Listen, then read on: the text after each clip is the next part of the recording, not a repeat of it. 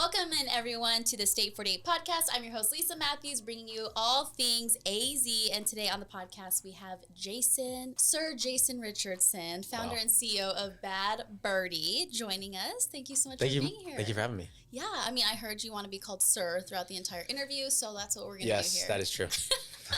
Well, I'm not going to lie, because I feel a little bit of an imposter syndrome. I do not golf. But do I look the part? You look the part, totally, yeah. I love this State 48 design. Yeah, it looks amazing. It is truly inspired by all that is Bad Birdie. We'll get all into that. But first, I like to do a quick little game so everyone can get to know you a little bit. Perfect. All right, you ready? Yeah. Finish the sentence. We need some music next time, Nick. Like, doom, doom, doom. People get a little nervous at this. I'm ready. Bring it on. I'm ready for it. Bring in the music. Yeah. When I was younger, I wanted to be a movie director. Really? Yeah. Wow, we have a film student right here. Yeah, I you guys could Film school collab. dropout. Film school dropout, yeah. You guys could make movies. So why did you want to do that?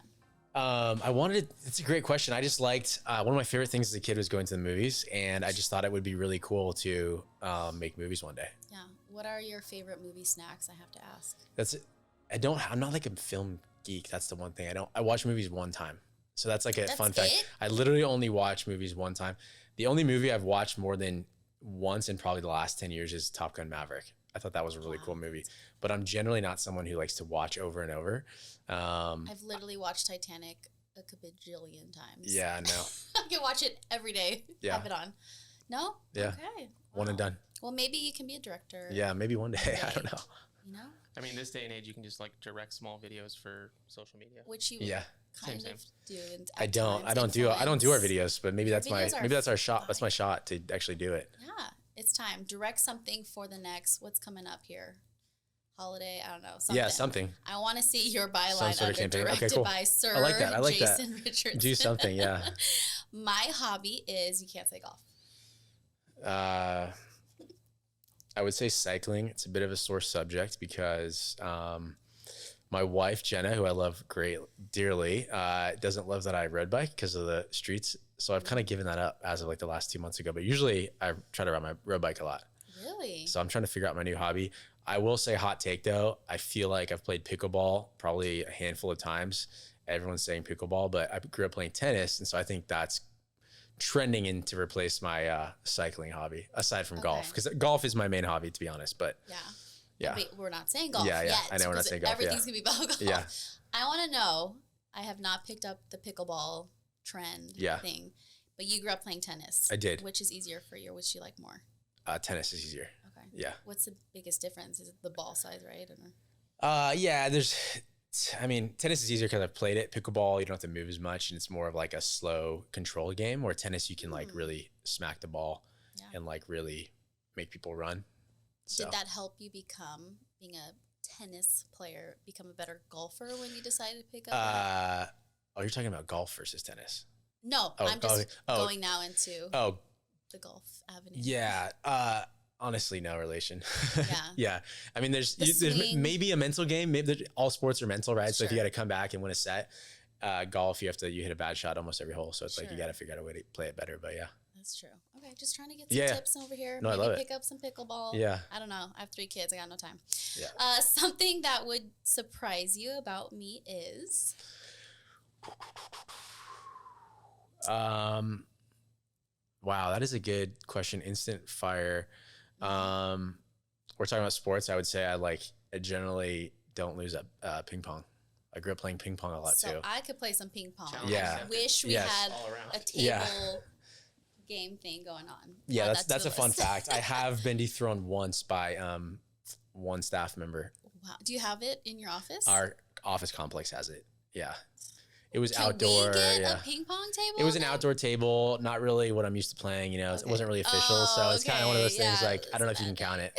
A little warped from like previous. Yeah, it was sunburnt. Like, it wasn't really official. Okay, I love me some ping pong. I did like the fun fact that you put on our questionnaire.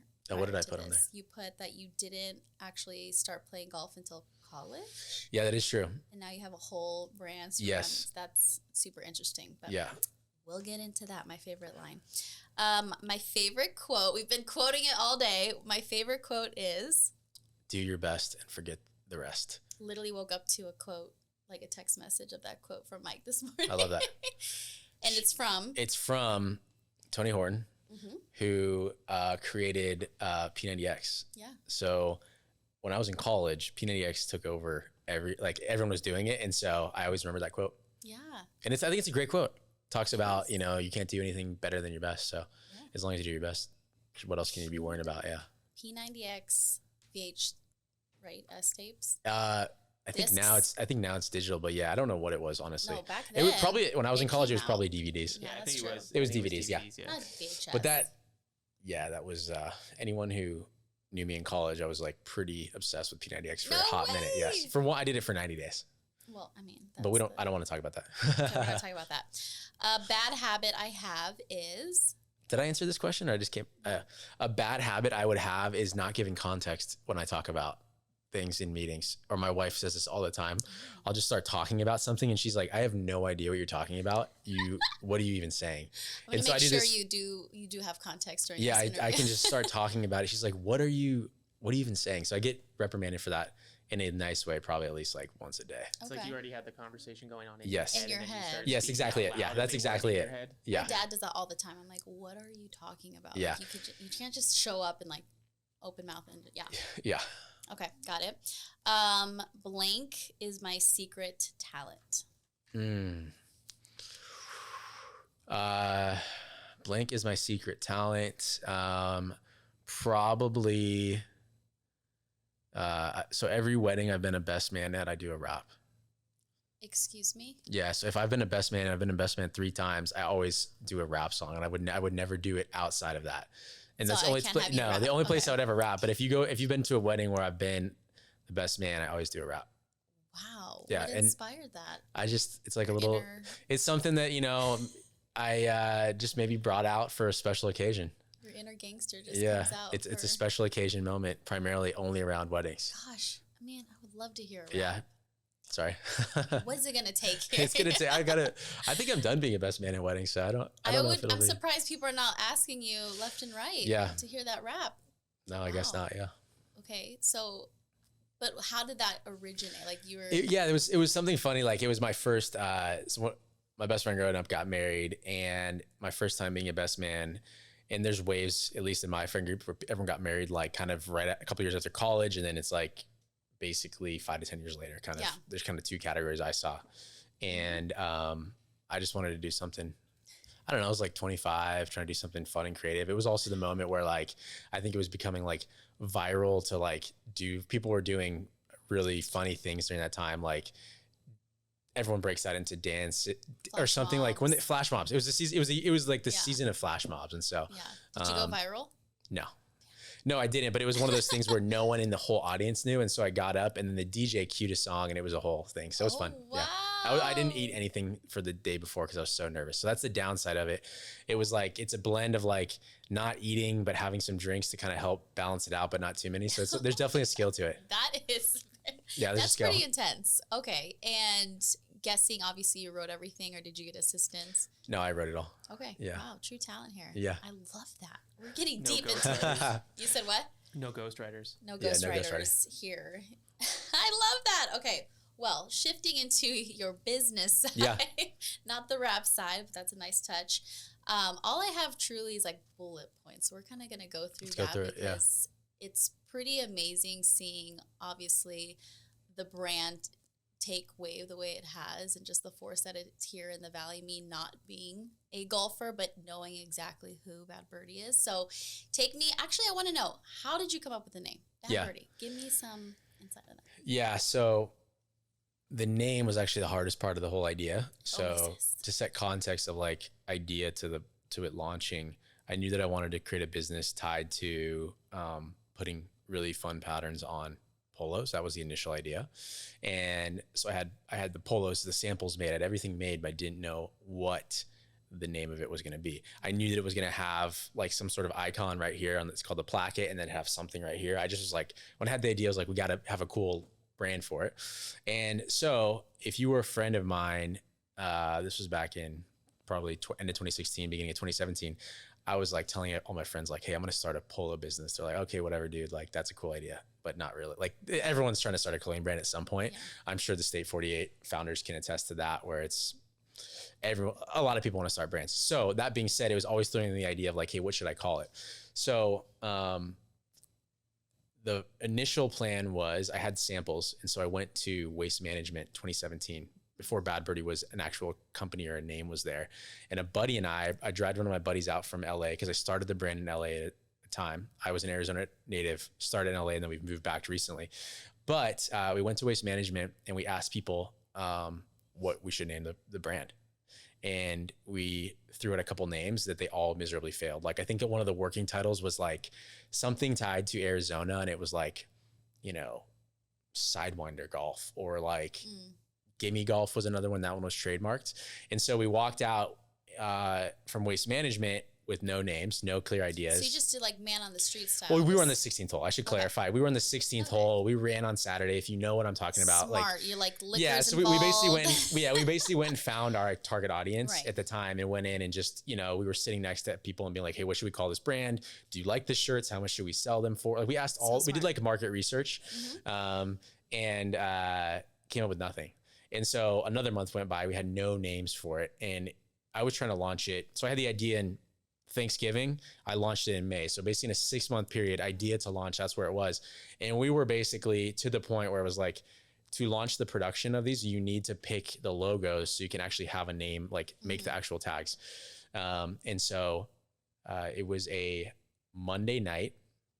I remember at the time I lived in LA with, I had a 5-bedroom apartment. There were 5 of us dudes, like all my best friends from college. We lived together. Yeah, we didn't really want to grow up in some sense, right? So we were all like late 20s, just like living as a bunch of bros together. I love it. And they were watching like some sports thing on Monday night.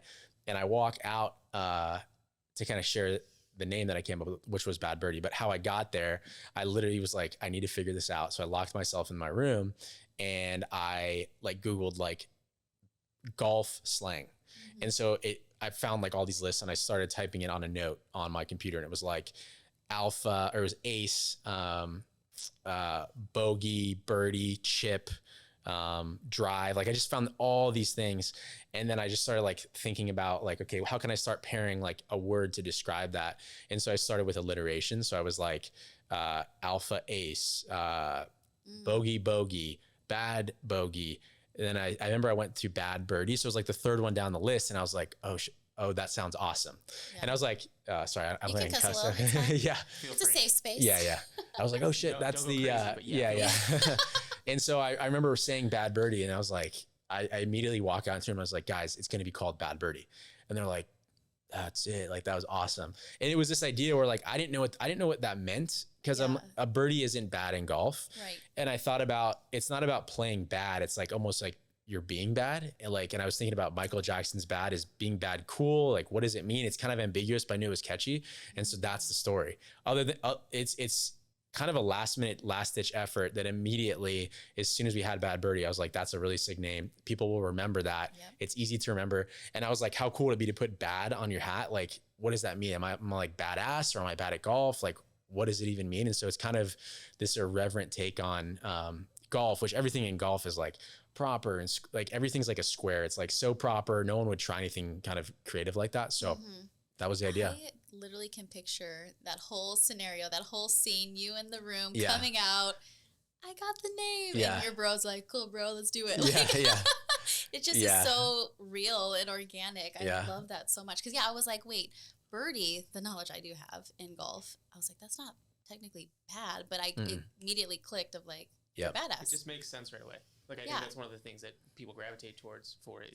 It makes sense right away. Totally. And then exactly like everything you guys have had branding wise, just again, it all makes sense. It all goes together. Yeah. And the idea of having just the word bad on a hat. Yeah. Or baddie. Golf, which is true. Because no one, I mean, what does bad even mean? Like most people, if you're gonna wear a hat that says bad, you're like, most people are like, what do you think when you see bad on a hat? Actually, I think I have asked a lot of people this, but do you see it as like badass? Do you see it as? I do. I actually do. Or because bad boy. Yeah, I don't know. Baddie for girl. Baddie, like people, totally. Yeah, say baddie. I'm like, oh, thanks. Cool. That is small. But I get it. And so it it draws people to you to then open up that conversation of, oh, well, what is it? Just so much like this logo, when you see it cross-branding and all the collaborations, it's like you're drawn to it. Yeah. And that's what this brand truly is. And add in the funky colors, the disruption, which is not golf. Yeah. Typically. So with that, a lot of people, when they're like, I want to, open up a business, they're solving a problem. They're finding a solution. So how did you kind of put all that together? Like, where I see what golf is. It's pretty bland and square, and I want to be the disruptor. Yeah. So golf historically is about solid colors and stripes from an apparel standpoint. It's very safe. Golf is very exclusive. So you have to be, it's really hard to play the sport. So it's like generally a wealthier sport. It's country clubs. It's like you have to be able to pay for a coach to be able to learn it. And then it's once you do that, you also have to dress and look and act a certain way. I used to show up to, when I started playing golf in my 20s, I would show up to a nicer course and I would be nervous about what I'm wearing to the course and the way I was presenting myself at a country club if I got invited, or at even just a regular golf course. I'm like, oh my gosh, am I going to look the part of a golfer, right? And so Bad Birdie has tried to really flip that all upside down. And instead of being exclusive, let's be inclusive.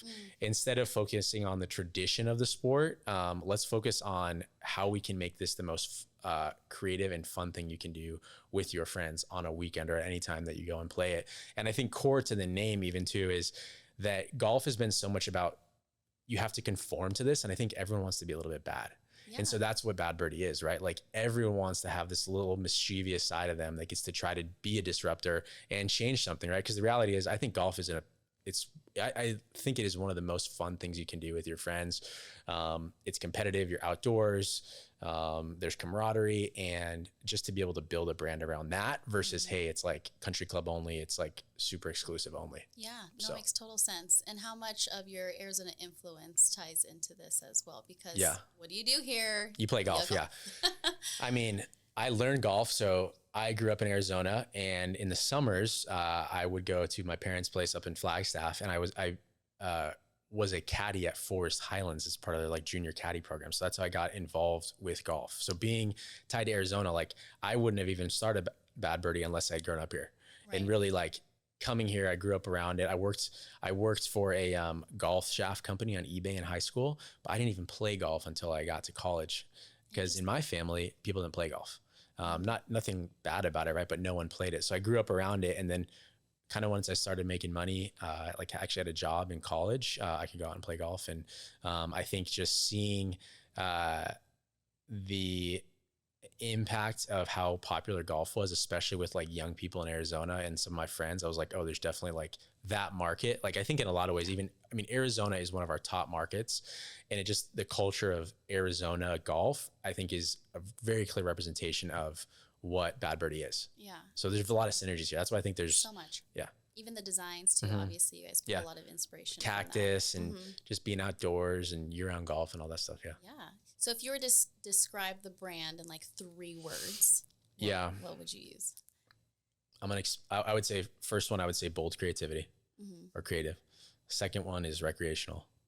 We use the term good times. We're always trying to sell good times. And then the third one is inclusivity. So yeah. Absolutely. I feel that. I see that.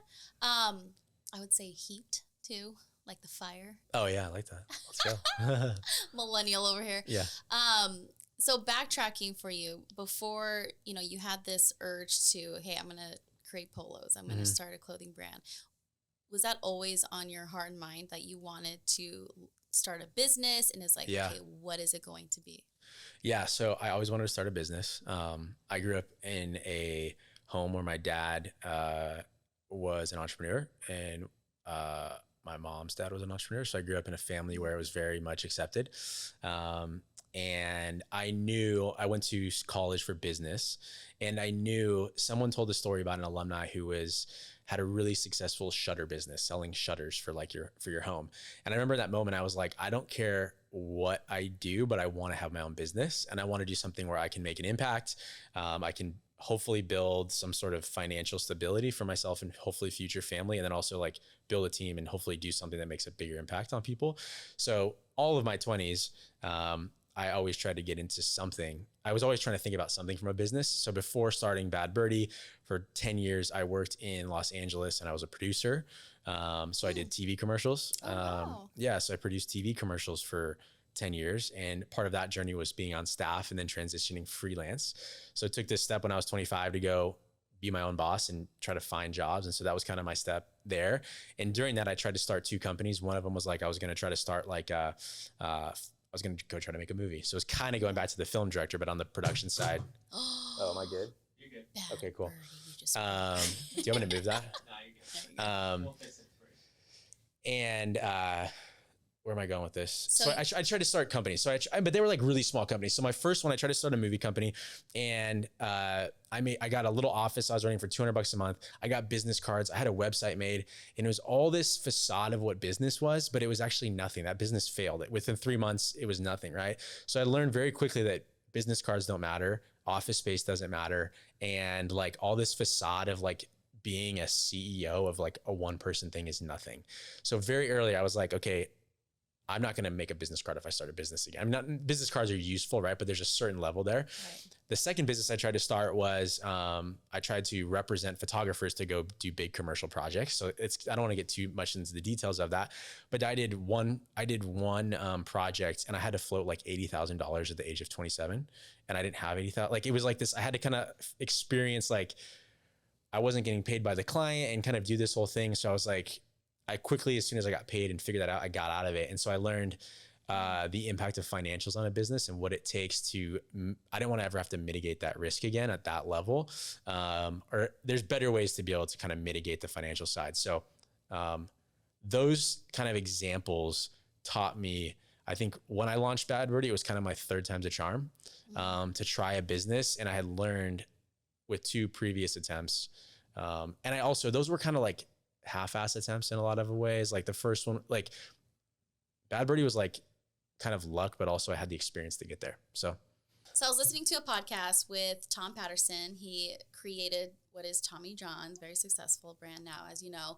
But it was that whole idea of, I want to start a business, but I don't know what it's going to be. And who would have thought for him, when he was telling his story, it would be undergarments for men. But it's literally finding something that is a solution. And it was that whole idea of, well, I don't have anything like my shirts right up or whatever. But going so in on that idea has so much risk tied to it, right? Because it's, will anyone actually purchase this? Is, you know, the amount of time it takes to find the fabrics and all the samples and all of that. Yeah. So he went into that whole thing, and I was just like mind blown. Like, wow, you went all in basically on the chonies, on the underwear, and risk it all. So at what point of your journey did you ever have like a point where you sat there and like, okay, what am I doing here? Is this actually going to work? Like, your friends are telling you the polos. Okay, dude.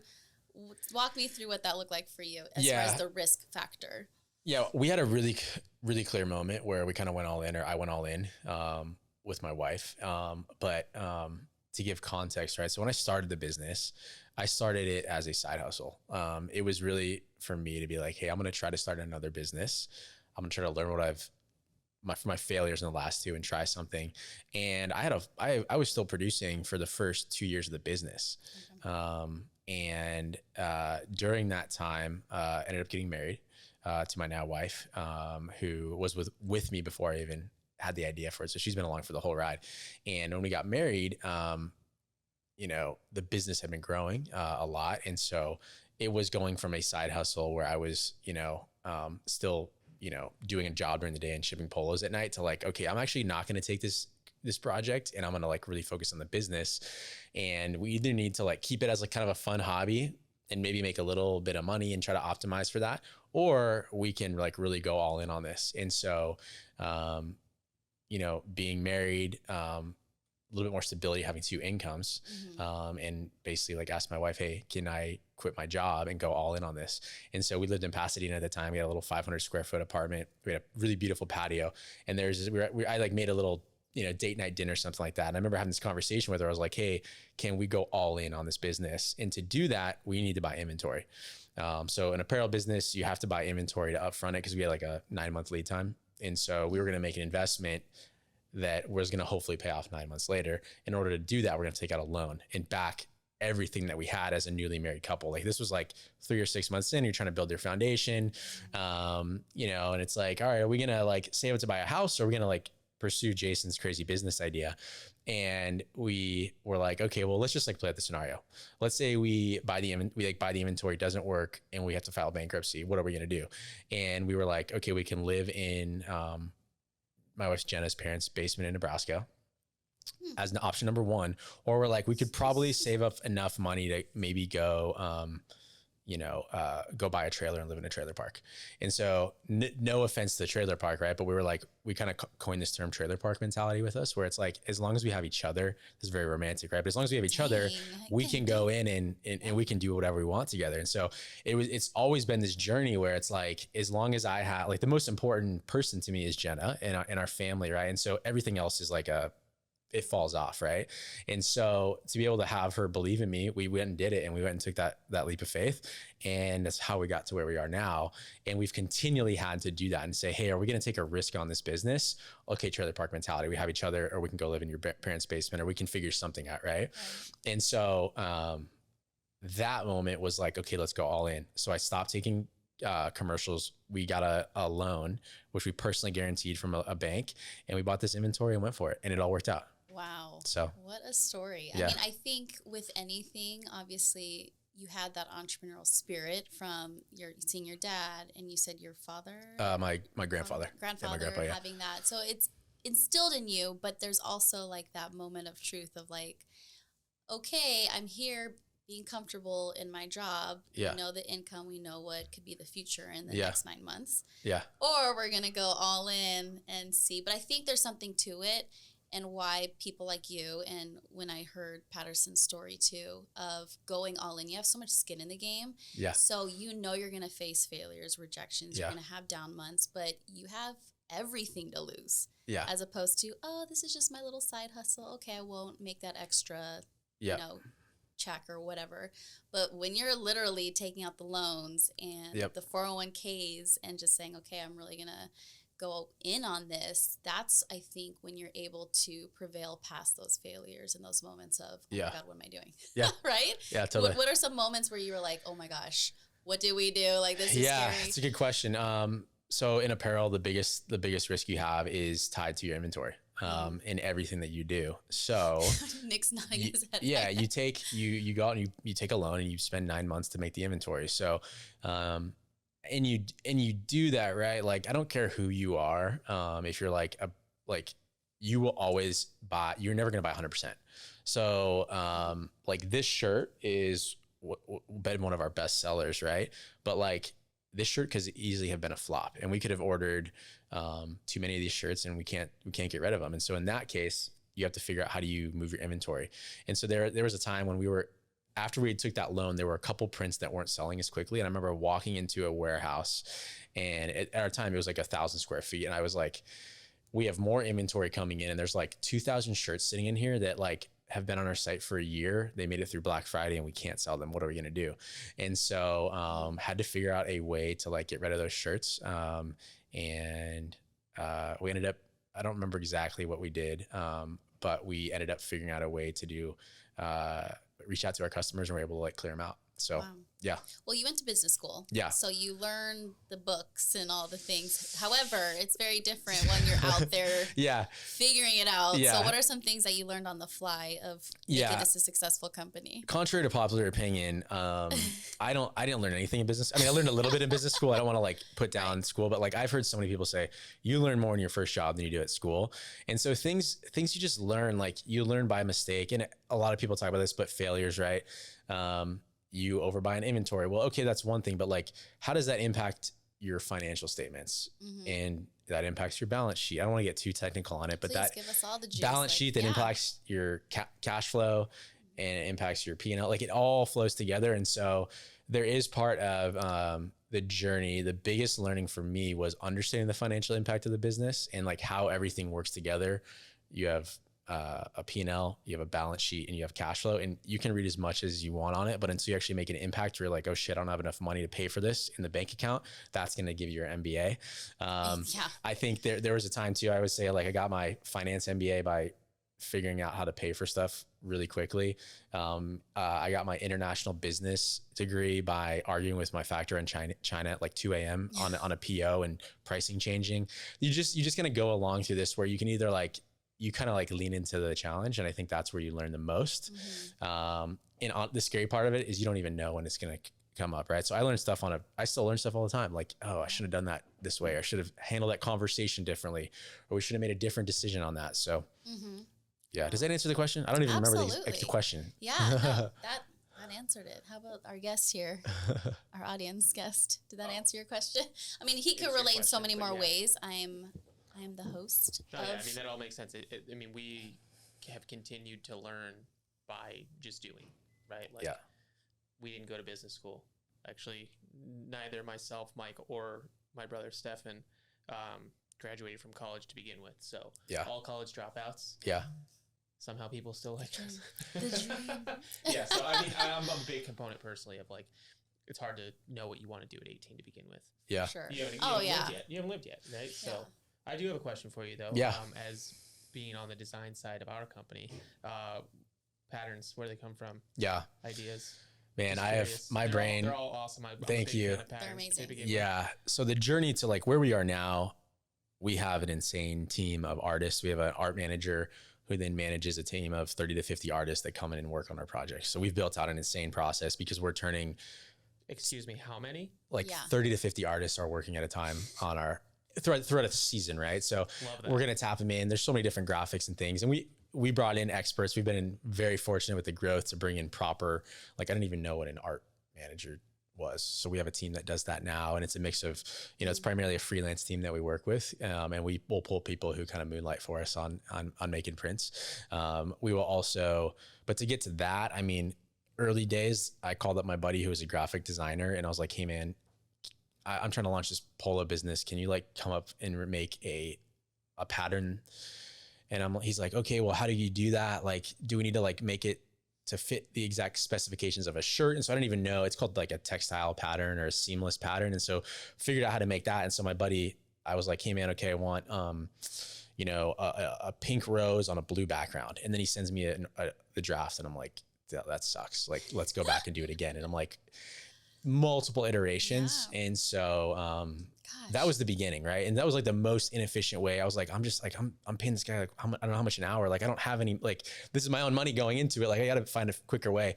So, I just Googled it. That's like something that I've always tried to just like encourage entrepreneurs, like just Google it and figure it out. Like, so I Googled like, okay, it's called textile patterns. Okay. Where are these being made? And then I found, okay, there's actually websites online you can buy these patterns from.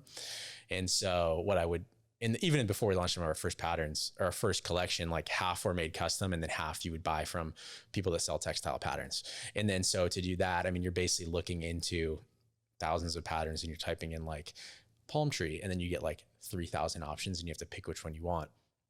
And then that's just picking the pattern. There's like 20 more hours of like, okay, well, how do we pick which colors that is? What scale is it? Do we want to change the rotation of anything? Right. So that was the beginning.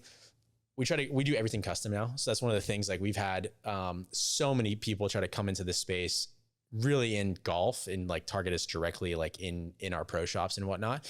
And we have definitely tried to become, have the most, I would say, premier thought through color stories and artworks and have everything made custom. And so we work with, insane print studios, insane independent artists and people that help us create our stuff now. So, wow. What would you say on that journey from you literally like, sketching out things and handing it off or trying to figure out what that would look like when you guys you felt the momentum and like, wow, things are scaling. Was it like a high all of a sudden momentum? I still feel like there's been one moment, there's been a couple moments like in the early days where we would like sell out really quickly. That was just the nature of growing, where we'd buy 100 shirts and they'd sell in a day and be like, oh my gosh, then we'd go buy 200 and they would sell out. But that's not necessarily a sustainable way to grow the business. So there was like there was two times early days that really felt that way. It was like we had been sold out for 2 months and we had a new drop and we did like, I think in a day we did like $10,000. And I was like, holy shit, like that's insane. I bought my friend's dinner that night. You know, it was like really awesome. Then we aired on Shark Tank. So fun fact, I went on Shark Tank and we beat our best month sales that night. So that was huge. But outside of that, you know, I still feel like we have to we're still trying to chase something, right? Like I don't think we've made it. Like, I think we have so much more to do. And so we are, it's like, it's an uphill, consistent, like one foot in front of the other every day. And so aside from Shark Tank, which is very much like a hot flash in the pan, it's like your 5 seconds of fame and that doesn't really do much for you. That was a huge moment, but there's never been like, it's been consistent 10% wins over a long time. So it's a marathon win versus like we just sprinted and had a huge win. Yeah. So I'm so glad you brought up Shark Tank because that's what I was getting into. Yep. The whole, you know, you did commercials, you worked in like the TV biz of how that works and everything. So take us through what that process was like. Yeah. How you felt being on TV. I'm sure like nervous as hell. Oh, I was so nervous. Yeah. Because you're pitching real fast. Literally, they're just staring at you. Take us through all that. Yeah. So, I'm trying to think where to start on this story. You show up, there's tons of prep work and I'm not going to bore you with all the details, but to go to the filming day, the process probably started like 6-7 months before. And there's all these steps and legal and practicing and auditioning, getting in front of to do it. So the day of, they give you a call time, you show up I was in like Sony Studios in LA, had like a 7 or 8 a.m. call time. And then I went and filmed at like 5 p.m. So you're basically waiting all day and they're like, we may not even film you that day. Right. So there's no guarantee the entire time. And you're putting all this time, effort, you pay for everything to get in there, right? So you get there. And you basically go in and they're like, we are going to roll cameras on you. And unless we have a technical difficulty, we are not going to stop. And we own everything legally that happens. So if you trip on the way out, if you throw up, if you stumble and you start crying, like whatever it is, we own the rights to this and you have to agree to that because you get to be on Shark Tank. Oh, so there's this whole thing where they're like, I'm like, please don't fall. You know, they don't. You're thinking of all the things that can. You can think of all the things that go wrong. Yeah. And the Sharks have no idea what you're going to do ahead of time. They're not like briefed. Everything is like cut down into a 6 or 7 minute piece. So I always tell people you're waiting, you go in and you wait an hour before and you're sitting in this big soundstage and I can hear other people pitching and the Sharks talking. And I'm like, oh my gosh, like, could I have answered that question? And then they walk you to like where the doors open and I start sweating profusely. Like my arm, I start sweating in my armpits, like so much. And I'm wearing a moisture wicking shirt and I'm like, it's going to look like it's just like totally sweated out. So I was like, hey, do you guys have any paper towels? And so I was standing for 10 minutes. I had paper towels in my shirt and I'm just like walking around. I'm like shaking and like, oh my gosh. And they're like, hey, you have a minute till you go on. So I take it out. I took my shirt in and then they're like, technical difficulty, wait. And so I'm like waiting there. And then eventually they open it and you have to go walk out and hit a mark. And so they film you walking out and they're like, you have to go walk out, hit your mark. Then we're going to reset our cameras. Then you can start. So you go out, wait. And it's like 10 seconds, like, okay, and 3, 2, 1. And you're like, hey, Sharks, I put every ounce of energy I could to try to be like a showman in that because I am. Good thing you have voiceover skills that we found out about. Oh yeah, that's a side story. But I'm pretty introverted. I'm pretty quiet. Like, and I had to be like, hey, what's up, guys? Like, I felt like I was being like in show choir or something, like something ridiculous. And so I was in there for like 45 minutes. I think they intentionally. Someone would ask a question, then 2 Sharks would ask a question. I think they're trying to throw you off. Like after I left, I was like, I know a little bit of how this works, not reality TV, but they're trying to stress you out. They want you to make them something good. Yeah, they want to do something good. Yeah. The product. So it was a really nerve-wracking experience. I ended up doing a deal on the show with Robert Herjavec. I had this like kind of back pocket idea to have him make a putt as part of the negotiation and it worked in my favor. And so it worked in the way they edited it too. Like they made me look really good. So thank you to ABC for making me look really good in that moment. I ended up not following through ended up not taking the deal after the show with Robert. So got the exposure of the show, which is awesome. And yeah, that day, our biggest month ever was that previous March. And then COVID hit and everything went way down. But then that night we made more money than we'd ever made in a month. Wow. And so we had this massive influx of people reaching out. We had like, I don't even know how many emails, but I remember I literally answered emails from like 5 a.m. to 10 p.m. all day.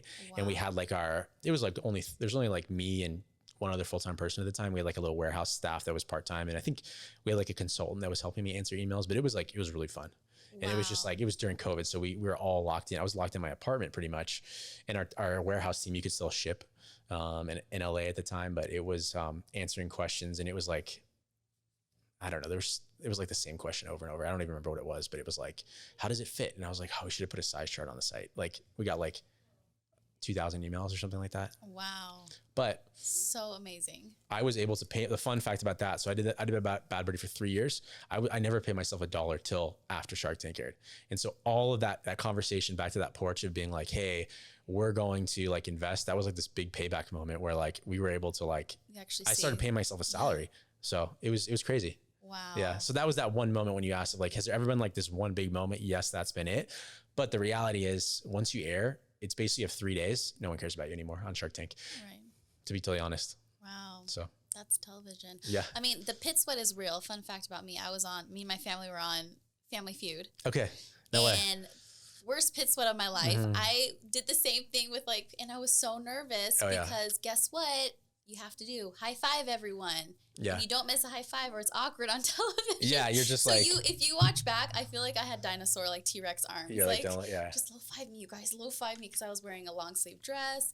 And yeah, it was just a mess. I was like, I'm not made for this television life like that. I mean, I obviously did television, but it's a different pace. Yeah. You're getting, you're put on the spot. You're sweating crazy. Well, that is insane because I was going to ask you too, when you started paying yourself back. I think that's always like for people who are starting the business or they have the idea of starting a business. They're like, oh, I want all this financial freedom and flexibility. And as soon as I launch this, boom, here I go. And it's like, actually, it's a very long road for that ROI to actually appear. Yeah, totally. And you are you're truly investing back into your business for a while. So what would your advice be to someone wanting to start something? They don't know where to start, but kind of just take them through, the expectations of when they actually decide to launch something. Yeah. Everyone's story is different. I think the false hope of being an entrepreneur is that it's a get rich quick scheme. Mm-hmm. And I think that's like massively false. I think it goes back to like the business card analogy I said of like business cards don't mean anything if you're running a business. Like, and it's the same thing too of like, I don't know where I'm trying to take this. Sorry. But to me, it's this idea that being an entrepreneur is really, really hard. And I think a lot of people think that like it's instant success. So someone's like, oh, I started this company. Like I'm really successful all of a sudden because I'm a founder or I'm an entrepreneur. But the actual true entrepreneur journey is a journey of like continually being beaten down and not having money. I could have made way more money doing something else besides being an entrepreneur, to be totally honest. Like I could have way less risk in my life and all these things, right? But like the journey of being an entrepreneur is like, ultimately, I think it will lead to that, right? But it's more so about just like really, really trying to work hard every single day. Mm-hmm. And I don't know where I'm going on this. I have so many thoughts around this. Well, what keeps you going through the beatdowns? Yeah. I think that's what I think I love it. Like it's like a sport in a sense. Coming up with solutions, coming up to figure out ways to navigate through. And there's this quote that this is the quote that will keep me up at night and like strike me to the core is, I don't even know where this comes from, is it's not the business that fails, it's the entrepreneur that fails. And so for me, it was always this reality of like, if this business doesn't succeed, it's because I didn't work hard enough or I didn't try to find a solution. And so it's like, kind of continuing to, I don't know, keep going amidst the pain and all that stuff, and amidst the struggles, and not getting caught up in the idea that being an entrepreneur means being successful. Here's what I was going to say. Sorry. so I was always very self-conscious as the company was like 2 or 3 years old. I was always self-conscious of the car I drove. I drove like an older Prius and had like a beat-in back bumper. And when I pulled up to Shark Tank, I remember telling my wife, I'm like, man, I'm going to be around all these other entrepreneurs and I'm going to pull up in a Prius that's kind of beat in. And I pull up and everyone's cars were like really shitty cars. And I was like, this is the reality of an entrepreneur. Yeah. The reality is like my friends have a way better retirement account than I do. My friends have all these different things, but it was like this moment where I was like, oh, these are my people.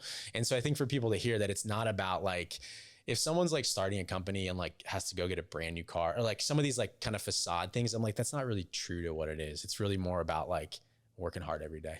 So hopefully that makes sense. I love that. No, absolutely. I want to say too, back to the point that you made about the get rich quick aspect of it too. Yeah. I think one thing that I've seen, heard, whatever, is the I don't know, the falseness to the fact that it's like, oh, well, you own the company, you can take a week off, right? It's just like, well, I can, I guess. But at the same time, it's like what you're saying, like, not only is that not going to be good for the business, but also it's like, I don't really want to. Yeah. Because I know that like I am needed and I need to do things and I need to, there's a part of me that it doesn't want to, as much as like it's also not really realistic, especially when you are still a small company and things like that it's like, that's how you become the entrepreneur that's failing as opposed to the business that's failing too. Yeah. I still work all the time. I probably work too many hours still, and we're in like fast growth mode. So I'm still working all the time. I'm a worse golfer than I was probably when I started the company because I don't play golf. Like I don't have time to do that. You're going to look good. Yeah. And not play well. And so there is that reality of like, something like, oh, how many times you play golf like every day? I'm like, no, dude, I'm like grinding my ass off every day. Well, in what ways now compared to where you started? Yeah. You now have a team, you have supporters, you are now investing in people to take hold of you literally trying to do all the things at once, which when you start off, Nick, Mike can attest to that. You are doing all the things at once, but now they're empowering others to take off their plates so they can do what they do best. So what do you do best, and how do you kind of alleviate some of that now to your team to take over? Yeah, I'm learning how to be a better leader in all those things. So I've had to learn how to run a company. I never worked in an actual company setting really. I worked like for 2 years in like a startup with like 3 other guys. And then I worked freelance. So I never like running a company, how to delegate, do these different things. It's been a learning. So a lot of podcasts, a lot of books, a lot of failures, a lot of feedback. But Google University. Huh? Google University. Yeah. How do you be a better leader? I use a book called Traction, which I was talking to Mike about when I was walking in. It's like a kind of an entrepreneurial operating system book, which has been good. But the things that I think for what we do as a brand, the thing that apparel is a commodity. So anyone can do it. The thing that's most important is making sure that our apparel stands out and that our brand is relevant. And so for me, I am trying to build as much structure as possible to operationalize a lot of that business and build a really good operating business from KPIs and financial statements and structure and all that. But the thing that I'm really trying to focus on is making sure that Bad Birdie continues to be the fastest growing brand in golf. And how do we do that? That's our secret sauce, right? Continue to make that we have the most innovative, creative, bold apparel in golf. Like that is the stuff that like everyone will try to knock off and do what we do, versus you can operationalize a business like, I don't want to say it's easier, but like there's a lot more models and clear paths for that. But like, how do we go design our next marketing campaign? Like that's like kind of the fun unknown. The secret sauce to it all. Well, we are huge fans. Thank you. As you can see. No, I love it. A little inspo here. Yeah. I don't know. Do I look like a golfer? Yeah, you do. I actually need to try because everyone's doing it, and now I'm 30 and what else? What else to do than golf? It's a great sport. Be dressed well in that Bad Birdie. Yeah. How can we support you? How can people find you? Yeah. Check us out at our retail store here in Kierland. You can also check us out at our website, badbirdiegolf.com. Also in Arizona, we sell in most pro shops and golf sporting goods stores. So PGA Superstore, Dick's, Nordstrom. Check us out in all those, and follow us on Instagram, TikTok. That is a must follow. I was scrolling through to do my research, and I'm like, this is fun. Thank you. This makes our team. We have a great team. I don't do that anymore, but that's something where we just hired great people who can come up with really fun ideas. So right. Well, it starts with you being disruptive out in those golf courses. So kudos to you. Thanks for coming on today. Thanks so much for having me, guys. All right. We'll see you next week.